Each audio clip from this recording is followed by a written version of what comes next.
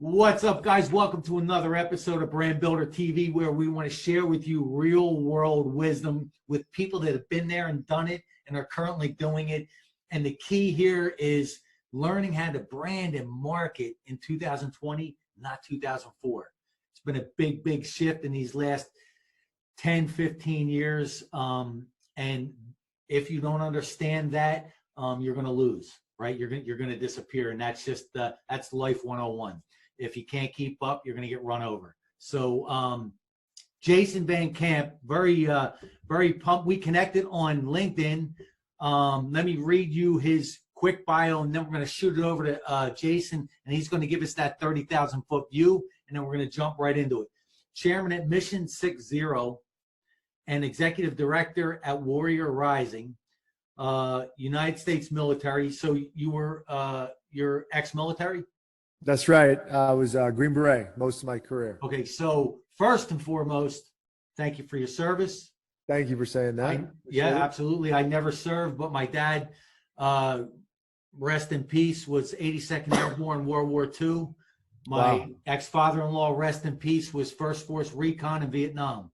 So wow. Yeah. So we've had quite a few Navy SEALs. I just had a Army Ranger, and I'll be down at the end of the June for 3 days with Tim Kennedy at his sheepdog response. So again, thank you for your service, big man.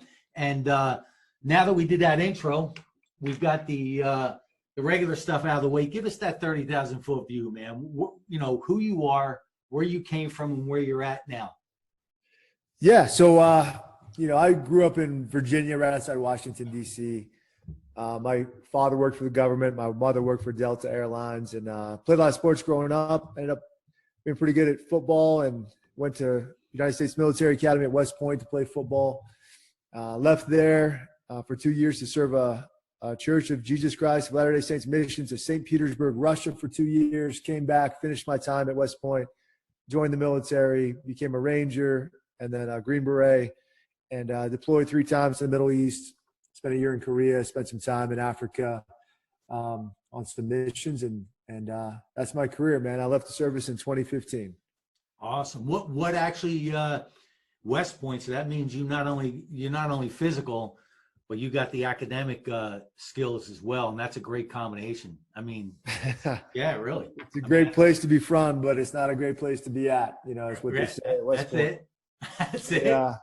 Yeah, so but I like that. That's it's such a powerful combination, right? I've always been the physical guy, right? And in the classroom is when I feel the most out of sorts. But put me in the physical part, and that's where I flow. So I love that. That's an awesome, powerful combination, man. So kudos. What made you go in the Army? What made you enlist?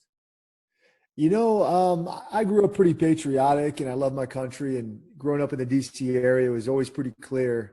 You know, our enemies were the Russians at the time and the Dallas Cowboys. You know, so that's kind of what we grew up with. And where I grew up, everybody's dad, it seemed like, worked in the military or the government, and you never really knew what they did. And so when you're at school and the teacher's like, hey, what does your dad do? You're like, he works for the military, and nobody asks any more questions, or he works for the government. And that's just, it is what it is. You know, I never really imagined that I would be, you know, G.I. Joe. Like, that's not kind of how I saw my life going. I really, truly thought I was going to play for the Washington Redskins. That was my dream. That was my vision kind of growing up. And I didn't have the skills, man. I didn't have the height, the weight, the speed, you know, anything like that. So I had to pivot, and I pivoted to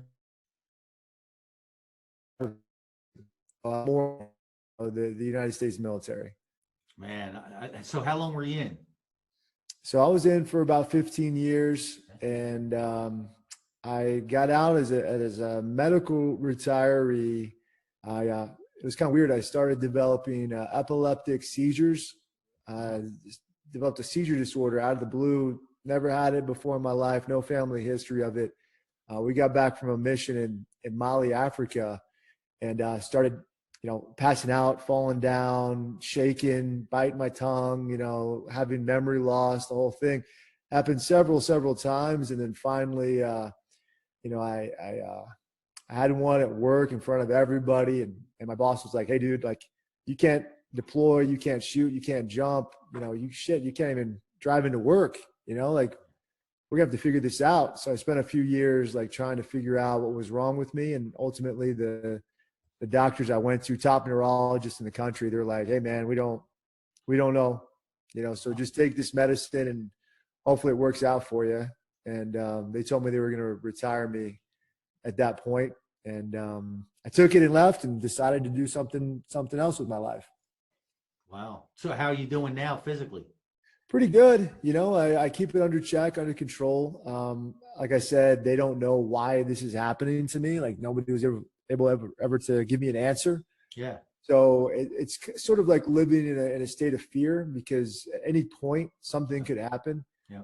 When I'm driving now or whatever. And, you just have to deal with it, put it in, I can control what I can control, and the rest I put in God's hands, Yeah. Yeah. That's, it's wild. They couldn't map it to anything. I mean, that's great.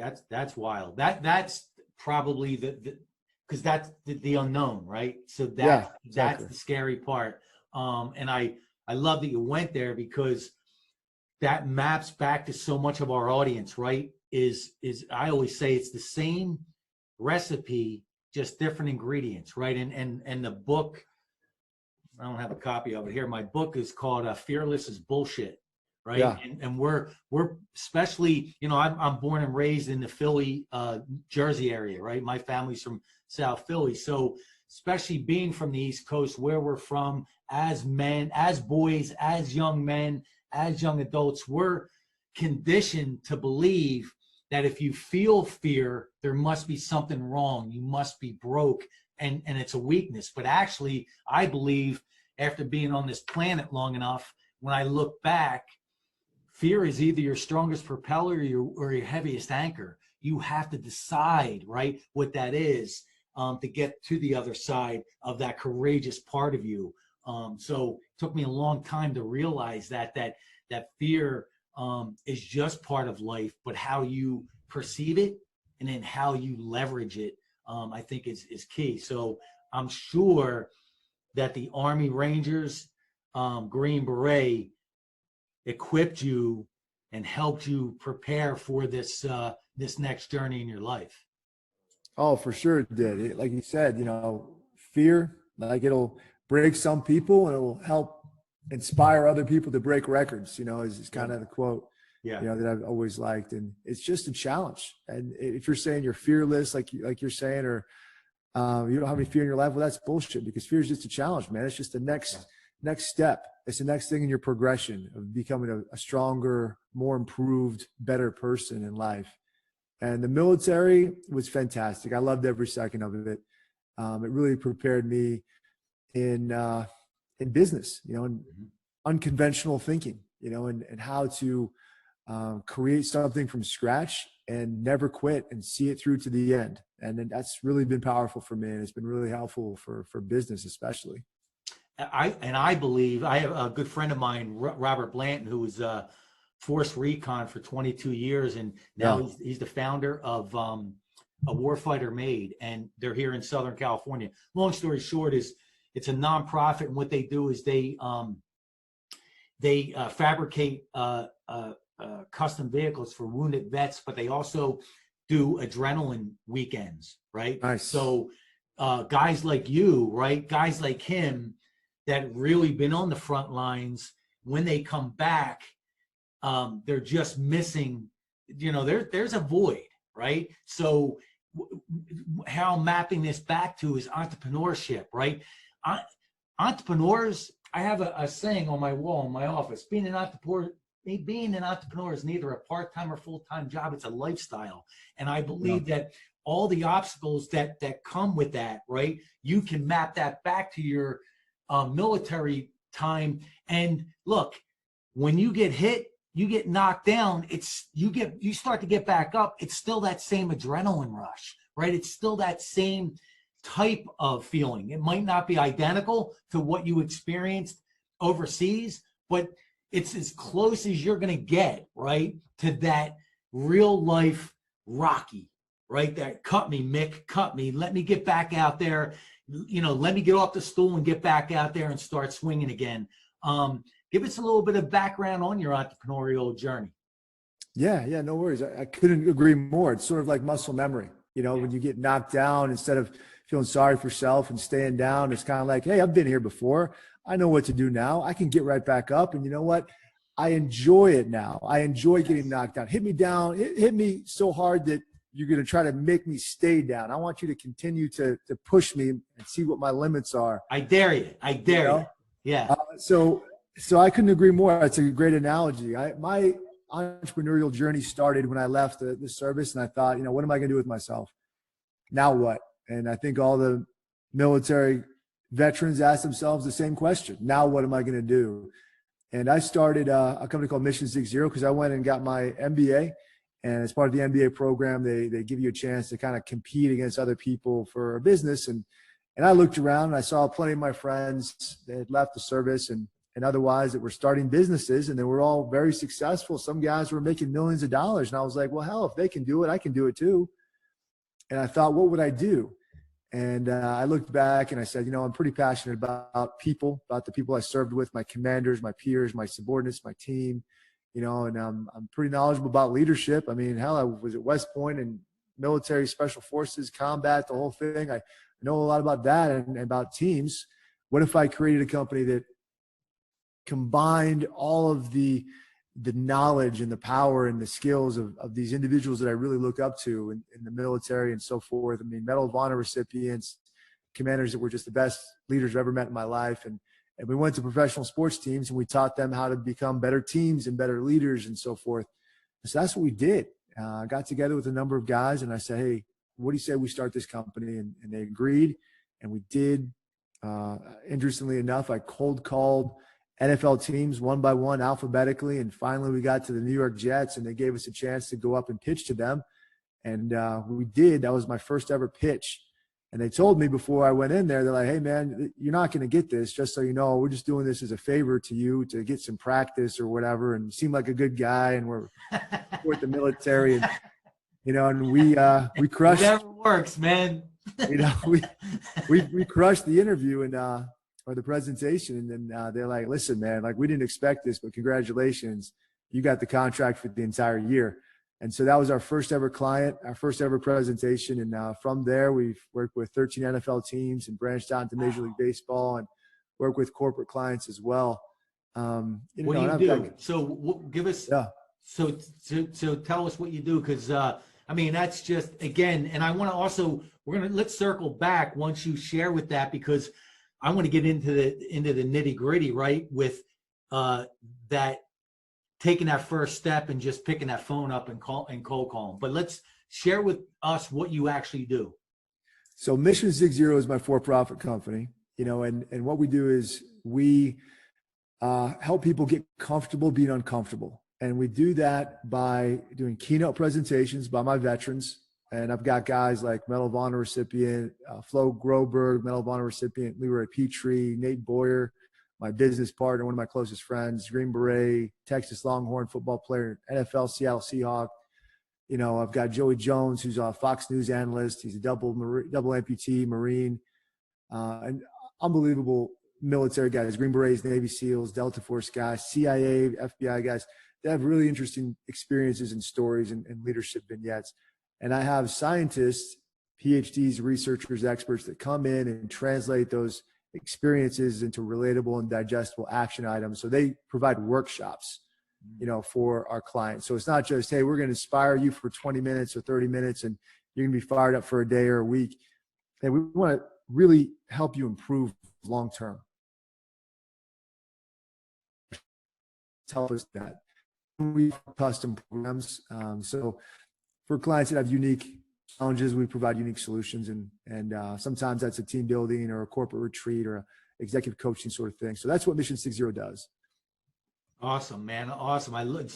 Definitely going much deeper than the traditional just keynote, right? Is let's Right. give some real value, but more importantly, real value from real world experience. To me, that's what separates everything, right? You can keep the theory, just put that on the shelf, it gets in the way. Let's get the real stuff, the people that have been there, done it, fell down. It's interesting when I do keynotes and I give my intro to the event planner, I say, make sure you do not skip this, because sometimes if I don't say that, they feel bad and they'll skip it and they'll be like, Dave Daly, Monster Motivator, built and sold 3 companies in 3 different industries, but also crashed one to the ground, right? And I say, make sure that you highlight that, because that's what, and it's interesting when we do Q&A, they all say, people ask the first question is, what business did you crash to the ground, right? Yeah. What did you, went through that bankruptcy, got back up, figured it out, wiped myself off and moved forward. But to me, that's why I love having guys like you on, because it is the real world stuff. It's not theory, right? It's, and that's, to me, that's what separates everything. That's the ultimate value. So let's go back, let's circle back a little bit. Talk to us about the first few steps, how you felt picking up that phone, calling the NFL teams, and what made you start with the NFL? That's a great question. So I'm pretty ambitious, and I'm always of the mindset of, hey, go big or go home, yep. Right? Let's shoot for the stars. Let's see what happens. I've never been afraid of hard work. I've always embraced it. I know what hard work looks like. I went to West Point. You know, I was in the military. I know what these courses look like. Ranger school. I lived in the woods for 2.5 months. Special forces training, 2.5 years in the woods, and doing that, and really just grinding away and knowing where my limits are. And I don't like shortcuts. I like to put in the hard work and pay my dues. And I want to feel like the success I've earned is because I paid my dues. You know, I really like that. And so I don't shy away from just, hey, let's start digging and see what happens. And so for the NFL, I'm like, hey, the only thing I've got is I Googled NFL teams, and I found on like the 13th page a list of phone numbers. And I just started cold calling just randomly, and I kind of felt like deep down in my heart, like one of these teams is going to give me a shot. And I was going through, Arizona Cardinals, Atlanta Falcons, Buffalo Bills, Carolina Panthers, just alphabetically, no, like just down the list. And I'm like, one more no is just one more step towards success. I'm just getting closer to yes. And I was excited to do that. It was fun for me, and that's kind of how it started, I guess. And business is not easy. It's very, very difficult. And, maintaining like managing the personalities and maintaining a strong culture, and making sure you're finding clients, and making sure your clients are getting what they need, and they're happy and they're satisfied. And then, it's just constantly managing and trying to balance things. And it's difficult. I mean, as you know, it's very, very difficult to make sure that this thing is running smoothly. And there are times when I'm like, man, I'm on top of the world. I've never been happier in my life. And then there are times when I'm like, let me just pull some sheets over me, and I just want to lie in bed under the covers, like just don't talk to me. I just, leave me alone for like 6 days, like this is a disaster. I'm depressed right now. But, you just gotta, and you gotta embrace those moments when like you're sad or you're depressed. You're like, okay, if I can embrace this and know what I'm feeling and accept it, then the good times will be that much sweeter, I feel like. 100%. It's about the power of contrast, right? Knowing, yeah. Right. And not only let's go even deeper on that, not only knowing, like, identifying, right? Because that's the first step. But secondly, what am I learning from this? And let me give a real world example from your story for our audience. So I'm going to ask you a question I know the answer to, but I want you to share it because you're the guy that did it. What's the difference between you on that first cold call, to the cold call that got you the first opportunity? Say that one more time. What's the difference between the person that picked up the phone call for the first time and called the Cardinals versus the guy that was on the other end of the phone talking to the Jets to at least secure the next step? What was the difference? What was the transition?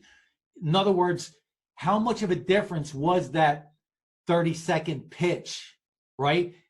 Versus, so from here, that pitch to this pitch, what was the difference? Oh yeah. There's a quote that I learned a long time ago that I love. It's sometimes you win, sometimes you learn. And in losing, there's learning, and if you can take that and improve every single time you get knocked down, then you're going to be a stronger person. That's what life is, And so the difference between me in the beginning, when I didn't know what I was doing, and I was kind of like, well, here's sort of what I'm thinking. Who do I need to talk to? What's going on? Okay, well, the person that I need to talk to is this person in this seat. Okay, now I know this person, and then hang up. They hung up. I was like, okay, let me go to the next one. Okay, hey, can I talk to this director? Oh yeah. Okay, now I'm good. Okay, hey, and you just learn and learn and learn and learn, and it's frustrating at times because you're getting knocked down, you're getting punched, you're getting the wind knocked out of you, and you're messing up, but if you keep getting back up, you're gonna succeed. Eventually, you're gonna succeed. There's no time limit on it. It's not a sport. There's no time limit, and if you never quit, you're never gonna fail. Yeah, I love that. And so let's recap for everyone. In order for you to get to that next step with the Jets, you had to go through life's classroom, right? Yeah. Which is picking up that phone, identifying the decision maker, whittling down your 30-second to a minute pitch. So now you could really hone in on that, and you couldn't have that until you went through life's classroom, right? And then figuring it out, and then going to the next one. And I promise everyone this, even though your first physical pitch got you that deal, I promise that your pitches after that got even better, got even more honed in, got even more powerful. And not only because of the knowledge, right, and the wisdom, but because of the confidence, right? Now you go to that next one. You go to a pitch right now for the Lakers, right? You're coming into that boardroom so much different than you were coming into the Jets. Because it's life, it's experience. You're a Army Ranger, a Green Beret, but how different were you your first day to the day you decide to retire, right? I mean, right. It's that real. It is that. And I want you to go deeper on this, because to me it's life 101, and it's so misunderstood because of Instagram. Let me share with you what I'm talking about. Okay. We get thrown up every day on grind, hustle, grind, hustle. I believe what people mistake that for is they think if they grind and hustle to the very end, and they get frustrated because why they get burned out, because they don't understand the difference between grind and hustle and inspired action. See, I believe that inspired action, the flame never goes out. Figuring out what gets your juices flowing from the inside is what the difference between grind and hustle, feeling burnt out, feeling beat up, versus inspired action. Doesn't mean that you're not going to feel beat up, but it's that everlasting flame, right? So that maps back to your purpose and your why. And just from your energy, when you're talking about your company, you got that flame, man. Talk about that. I love how you described that. To me, it's about being creative, and I enjoy deliberate discomfort. That's the book that I wrote, Deliberate Discomfort. That's the mindset that I enjoy. So for some people, like you said, it's grind and hustle and it's hard work and it's painful and it's tough, and there's some value in that, right? But at the end of the day, at some point, that's not going to last. You're not going to be able to sustain that. If you can find something that you grind and hustle into it, you won't even look at it like grind and hustle and hard work. You just look at it like you're enjoying yourself. Therefore, is it really hard work? Yeah, you're working hard, but it's not necessarily hard work. You know what I mean? Yep. And, you know, I feel like if I'm always choosing things that are uncomfortable to me, you know, if I'm always choosing this discomfort, and I can be honest about who I am and what I'm experiencing, and I can be vulnerable, you know, because a lot of times people just put up this front. They say, I'm going to fake it till I make it. You're pretending that you're somebody you're not. You know, I feel like if you can find out who you are and be honest about that and find out what you're passionate about. And for me, that's creating. I love to create, you know, and there's more to it than that, but that's kind of what I enjoy, just creating something special and being around people that can prop me up and just sort of inspire me and I feel that are better than me, smarter than me, tougher than me. If I can be around those people that I consider friends, you know, I'm gonna really enjoy myself. And every day I wake up, I'm excited to wake up. When I was writing my book, Deliberate Discomfort, every day I woke up, I knew I had to write. I was fired up. I was ready to go. I was excited. I'd have ideas come to me in the night. I'd write them down on sheets of paper by my bedside. And then I would be like, dude, I can't wait. Let's get going. You know, 4 a.m., 5 a.m., whatever it is, get a workout in, go start writing. Like that inspiration is infectious, fire, you know, and it's, and I'd love for everyone to catch that, whatever it is for them, whatever that discomfort is, whatever that passion, whatever that inspiration is, catch it, you know. It's and that self-awareness, right? And here's what I tell people, and if I'm on somebody else's podcast and at the end they say, hey, leave us with a golden nugget in business and life 101, and it's always maps back to this for me, is self-awareness. Yeah. Now we're going to reverse engineer that. Here's what I mean. I'm a creative guy just like you. That's my jam, right? But in order for me to have success, I need to reverse engineer that. And here's what I mean. Now I need to enhance my weaknesses with the people and the systems to let me now triple down on being me. So the stuff behind me doesn't fall down. That's where I missed with the company that I crashed to the ground. I thought I had that. I thought I had the people and the systems in place, right? And I didn't. And I think that's so important, especially for creative people like me and you, right? It's just endless ideas, endless thoughts. You know, it's that juice is flowing. But now, if you can get the people and the circumstances that can keep that in order to let us triple down on who we are, there's no ceiling. There's absolutely no ceiling. And I can relate that to real world success. And I've dissected, and I'm a big MMA guy and big MMA fan. And I've dissected the success of the UFC once the Petita brothers bought it, and with Dana White, and how they actually were able to create that partnership and blow that company up. And it really comes back to inspired action, loyalty, and most important on all three, both Petita brothers and Dana White, pure intention. When you have that, you were literally unstoppable. I mean, they were $44 million in the red before this thing turned, right? And when you listen to their interviews, Dana and Lorenzo, different interviews, different times, both said the same thing. Not one time did any of us point fingers. And then more importantly, when we did blow this up to a multi-billion-dollar empire, not one time did anyone say it's mine. They always referred to it as ours, right? As ours. And it's just so much you can learn from people that have done it. So that's just kind of my rant. I just dissect what they've been able to do. It's just phenomenal, man. Man, that's just beautiful. I remember watching the very first UFC when I was in high school, Yes. when I was a senior in high school.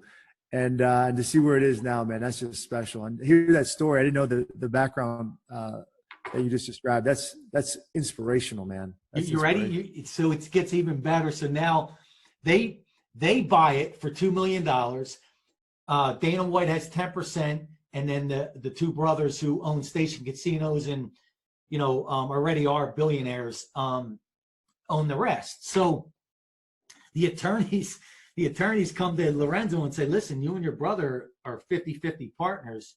We need to, somebody has to make a decision if you guys don't agree. So Lorenzo goes, well, we always agree. He goes, no, we have to do something. So him and his brother, they were doing jujitsu classes before they even bought it. That's what made them fall in love with it. So in the paperwork with the attorneys, they said, all right, we figured out what we're going to do. What? If we can't make a decision, we're going to go on the mat. Whoever taps the other one out first, that's the decision we're going to go. The attorney goes, what? He goes, yeah, put that down in paper. They actually had that. You're talking about like billionaires, like talk about refreshing. Like it just, yeah, it's just special people, man. Yeah. That's pretty cool. That's pretty cool. Awesome, man. I love it. So you said for a profit. Now, do you also actually have a nonprofit too? I do. So Mission Zig Zero was gaining some success and we were making money, and I was bringing out a lot of injured combat veterans to events to be my instructors, and we were training the Oakland Raiders. After the event was over, we were talking, me and my guys, the team, and I was an officer in the military, so I always make sure that my guys are taken care of. It's kind of been internalized in me to take care of the men. And I was just asking them questions about life, like, how is everything? Are you being taken care of? Like, is there anything I can do for you? Just questions like that. And the guys were telling me, hey, we get a large disability check from the government. There's all sorts of charities that take us hunting and fishing and build homes for us. I was like, man, that's awesome, guys. I'm happy to hear it. And it was kind of quiet, and you could tell something was off. And the guys were like, hey, man, it's not that awesome. I'm like, well, what do you mean? It sounds pretty good to me. And they're like, listen, we go hunting and fishing. We have a great time. Love hunting and fishing. And come back home, nothing's changed for me. I had a good day. As a matter of fact, I'd rather be hunting and fishing. And my day's worse back home than it was before. And I was like, okay. And one guy was a Marine. He's a triple amputee, in a wheelchair. And he's like, hey, this charity just built a home for me, and handicap accessible home, $500,000 home. And I was like, man, that's great. He's like, I sit in my home and I resent it. Like, I don't want to live here. Like, I didn't put any skin in the game. I didn't do anything that I felt to deserve this home. Like, I want to earn this. I want to do it myself. Like, I joined the military for a reason. Disciplined, hardworking, patriotic. I wanted to serve other people, and now people serve me, and it's just awkward and it's just weird, and I don't like it. Yeah, pride. Pride. And I'm a tough love guy, and I feel like you're probably in that same mindset. And I was just like, all right, well, what are you guys going to do about it? I talked to the guys just like they were before they were injured, like when they were on my team, and they want to be treated like. And they were like, well, Jason, it comes down to like having a purpose again. What's your purpose when you left the military? How did you find your purpose? And I thought, man, I don't know if anybody's ever really asked me that before. I guess it's starting a business. I get a chance to be creative. I get a chance to, make money for you guys, for me, for my family, for the company. I get a chance to add value to the client. We get to build this thing. It's fun. I enjoy it. I guess this is my purpose. Whether or not it succeeds or fails, it's on my shoulders. And the guys were like, yeah, we want that same experience too. We want to start businesses. And I said, like, you want to start businesses? And do you guys have ideas? And they all had ideas. There was probably 15 guys there. And we went around the room just talking about their ideas. And, Dave, most of them were terrible ideas, really bad. Yeah. It's just like, oh man, like, oh geez. Okay. Well, don't do that because this, that, and the other thing. And they're like, really? I'm like, yeah. And they're like, okay, thanks. And some guys had good ideas. And I was like, yeah, you should do that, man. Go for it. And they're like, okay, great, man. I'm glad you like it. I need $50,000. I need you to move to Tampa Bay with me. Here's what we're going to do. I'm like, hold on a second. Like, I'm not going to move to Tampa Bay with you. I'm not going to give you $50K, man. You have to show me a business plan and your pro forma and your SWOT analysis, your operating agreement. You have to show me all this stuff. And maybe I'll consider, giving you some money. And the guys were looking at me like completely clueless. Like, what do you mean, like, business plan? Like, what's a pro forma? I'm like, well, if you don't know what that stuff is, you better figure it out. Just because you were a Navy SEAL or a Green Beret or doesn't be a business. You have to put in the work. You know what hard work looks like. You just have to do it. And they're like, well, how do I do that? I'm like, figure it out, man. And I went back home and I started thinking about this conversation, and I felt like, man, I was really short and curt with some of these guys, and they were really asking for my help. I feel like I could have done more. Maybe I can. And so I started a nonprofit called Warrior Rising, and it helps veterans find their purpose again through business ownership. So we help them create or accelerate their businesses. And we've been around for 5 years. We raised about $1 million last year. We helped 1,016 veterans start businesses last year. And I'm really proud of it. And it's really good for the soul, good to give back. And that's my nonprofit business, Warrior Rising. Wow. How many businesses have launched? So since the first year, we did 6. Okay. And we gave them a lot of money, all of them. And only one of the 6 succeeded, you know. And so we're like, oh man, like these numbers suck, you know, like we got to do something different. And so the next year we were like, let's focus more on the training and then introducing them to investors. And so we helped 12 veterans the second year. Then we went to 53. Then we went to about 200. And then last year we went all the way up to 1,016. We finally nailed our process, like how we wanted to do it. And it's streamlined now. And, you know, nonprofit world is very different than the for-profit world. It's very interesting. Not what you'd expect, but it's worthwhile. It's certainly worthwhile. Man, that's awesome. And I want people to, again, this is another title that I think people misunderstand. And let me share with you, you're absolutely right on. I am a tough love guy, right? That's how I was fortunate enough to have been raised in the World War II generation. So my parents were 2 generations ahead when I was adopted as an infant. And so my dad's philosophy was always lace up your boots, get to work. Nobody wants to hear it, right? Yep. So move forward. But here's what tough love truly means to me anyway. My definition is victims never win. So if you're going to be a victim, okay, you're going to lose. That's not my rule. That's not your rule. That's life's rule. So if you're going to be a victim, then keep losing. If you want to learn how to stop being a victim, now we can talk. To me, I love that. That's exactly correct. That's what our country needs to hear. You know what I mean? That's what our country needs to see and to hear and to feel and to believe, you know, to succeed. And I believe, I'm so glad you went there, because now we're going to talk about the generations coming up, right? Where, to me, I don't have kids, but this is not rocket science if you're on this earth long enough. At the end of the day, as a parent, as a grandparent, or even as a functioning adult, the greatest gift that you could give any child is a bulletproof self-image, because now you're going to teach that child it can fish for itself. Nobody has to fish for them. To me, that's the greatest gift that you could give any child or even any adult. Help them understand that when you build that bulletproof self-image, it doesn't matter. Now you're not the victim, right? Victims never win.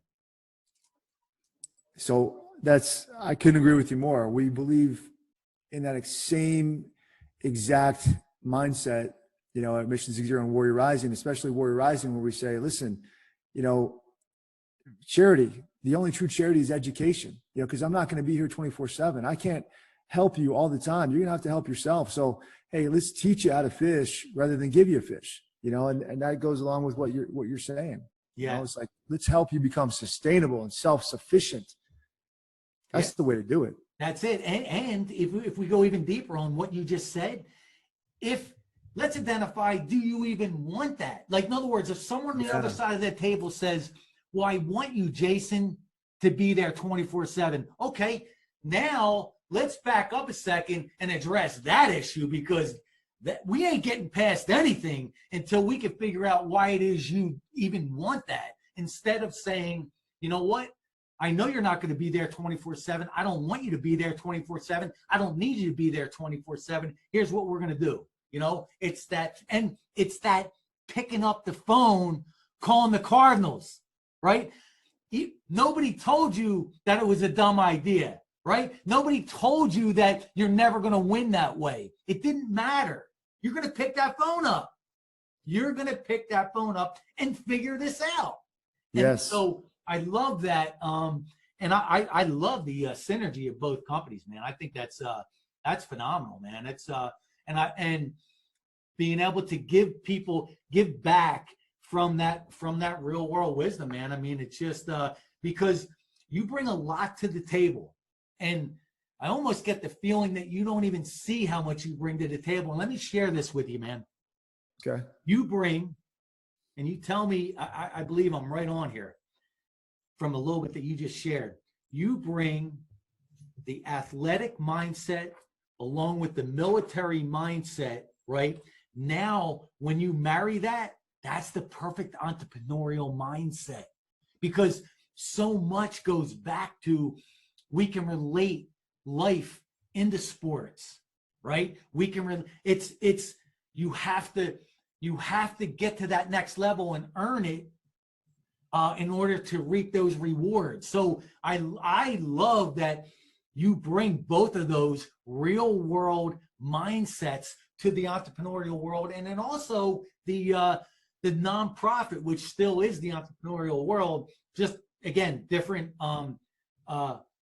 rules, if you will, yeah. Which I'm a little familiar with. I mean, there's that's why I'm not doing a nonprofit. It's a lot of rules. It's weird, man. It's not what you expect, you know. It's different. It is different. But I love that you bring both of those real world wisdoms, if you will, for lack of a better term, the athletic world because I'll be honest with you, what really saved me growing up is sports, right? I started wrestling in the 4th grade. I was so hyper and bouncing off the walls that they locked me into a padded room for 3 hours. I loved it, right? As a little kid growing up, just give me more of that. And that literally, I still got in plenty of trouble, but that definitely, that's probably one of the reasons I'm still here breathing, because of that. But is there anything that you want to leave us with when it comes to your real world experience being an entrepreneur? Oh man, there's so many. This has been a blast. I'll tell you, it's growing out, just having a good time talking. I'll leave you with two things. Two thoughts came to mind while we were talking. And a lot of times my clients, especially my players, will say, Jason, I need you to motivate me.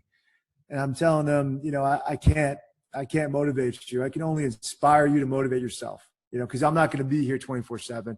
You have to figure it out for yourself. Figure out whatever that fire is inside of you, identify it, and then give it birth, and that's really what we're talking about, is inspiring people to be the best version of themselves.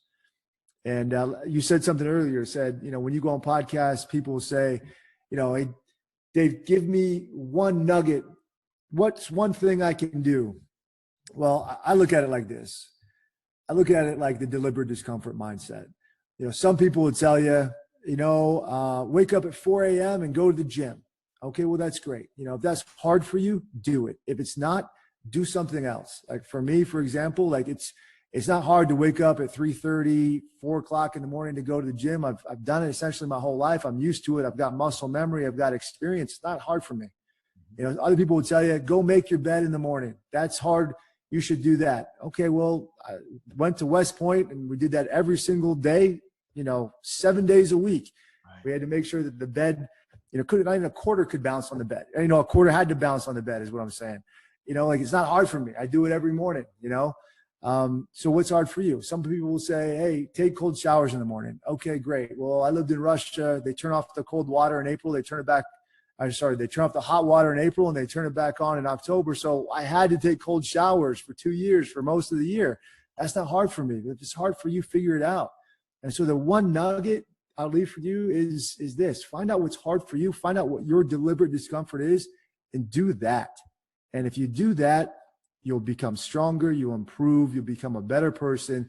And that thing that was once uncomfortable for you is no longer uncomfortable for you. It's comfortable for you.